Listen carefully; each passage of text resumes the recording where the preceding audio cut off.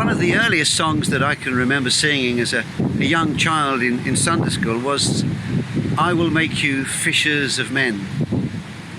I remember it being sung heartily and quite regularly actually. It was a popular song.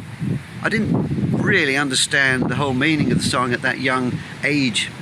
In fact, I think I probably sang it wrong. I think I might have sung "I will make you fishers of men," but I was soon taught the real meaning. In Matthew chapter 4, we hear of Jesus walking beside the Sea of Galilee. As Jesus was walking beside the Sea of Galilee, he saw two brothers, Simon called Peter and his brother Andrew. They were casting a net into the lake, for they were fishermen. "Come, follow me," Jesus said, "and I will send you out to fish for people." But once they left their nets and followed him.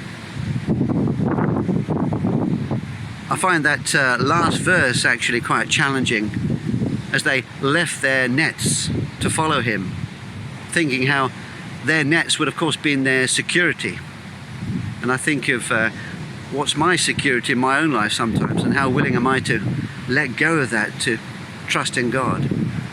Maybe that's a thing to think about for another time. But clearly, as we read scripture, we recognize that we're not just called to be disciples, but to make disciples.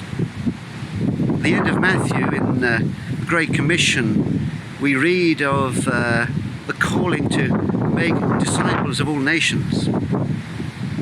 And in the way that we like to declare and speak the words and promises of Jesus over our own life, it's important, isn't it, to look at scriptures that speak about discipleship.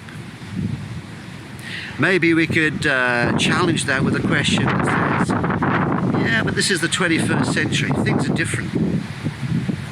People are different. Culture is different. Laws are different. But then we can find ourselves getting into fear.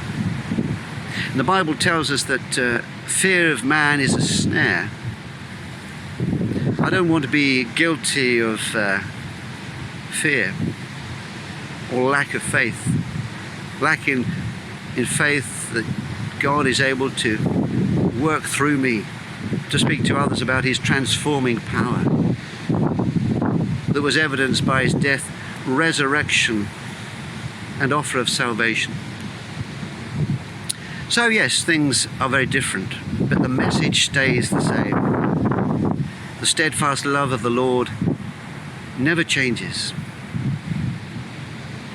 When Jesus was getting ready for his crucifixion, he spoke to his disciples and he said, "By this will all men know that you are my disciples, if you have love one for another."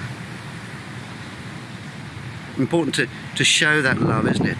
It's also important to demonstrate the love of God through acts of kindness to others. The process of making disciples of Jesus, I suppose, really begins by demonstrating the love of Jesus.